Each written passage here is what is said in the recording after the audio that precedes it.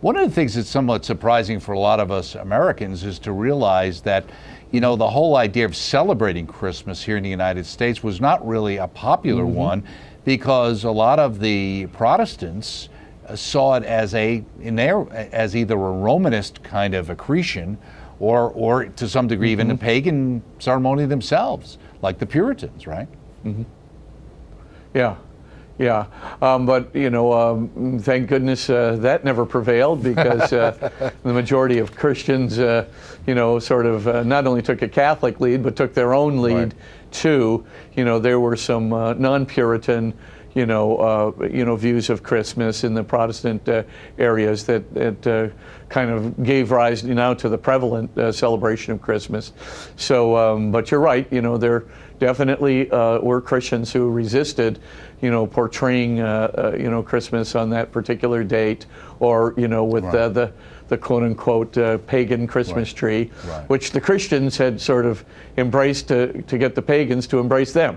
So for all intents and purposes, though, the Catholic Church is won out, and those nativity scenes are wonderful. I just might add, too, with respect to, things like, the differences between Matthew and with respect to the Magi in Matthew, which is not in Luke, and some of the features of Zechariah, John the Baptist that are in Luke that are not in Matthew, and you might say, well, gee whiz, how come Luke only reports this and Matthew only reports this? As I said before, three things are really relevant. Number one, just because there's only a single source that reports something doesn't mean it's false. For all intents and purposes, right, a single report from a good author or from a reliable source is still a good report. You don't deny historicity on the basis of single attestation, and I mean that would be basically what we call in logic negating the antecedent. So you don't want to say that. You want to give historicity the benefit of the doubt unless there's some overwhelming reason to deny it. Not give historicity no benefit of the doubt unless there's some overwhelming reason to accept it. These are reliable authors.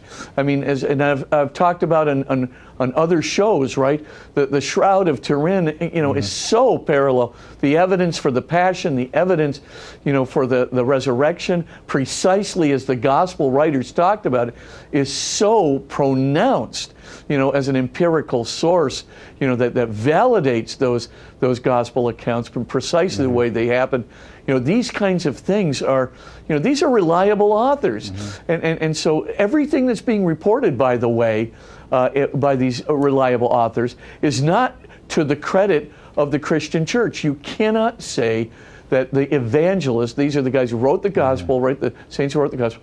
You can't say that they're writing only things that will help Christian apologetics. For Jesus' death, let's face it, is not something that's going to help Christian apologetics. If their goal was told in gruesome detail. If their goal was to clean it up, they did a very poor job. Whoever commissioned these guys to make it so that everything flowed just right and sounded great. And it's, then you would realize that obviously that has to be true, because why would you allow these truths to continue when they can be seen so negatively in many ways by other people?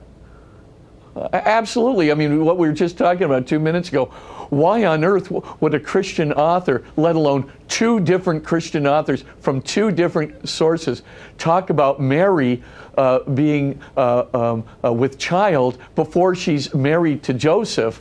I mean, unless it were true. I mean, why would you even bring it up? It's like, why would you even mention, that these soldiers accused, the Christians of stealing Jesus's body? I mean, why would you even bring it up?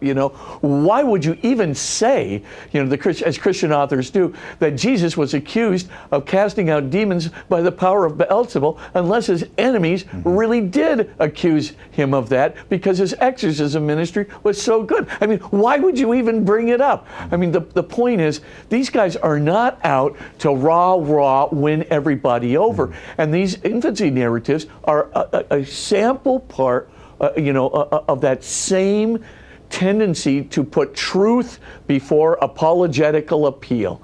And clearly the infancy narratives certainly, did the gospel writers know about the pagan account? I'm sure they knew about the pagan account of the virgin birth of Augustine. Why would you even bring it up, a virgin birth, if you know it's going to have an association with the pagans? Are you kidding me? I mean, for all intents and purposes, these people are trying to report the truth. And they report the truth even if it has some kind of a disvalue in light of apologetical appeal. Right. And they do it consistently throughout the Gospels. We need to give the benefit of the doubt to historicity. So I don't think we should be doubting the account of the Magi just because it's in Matthew, any more than we should be doubting, Luke's account of the parallelism between John the Baptist and Jesus just because it's in Luke. Right. That would be a crazy hermeneutic.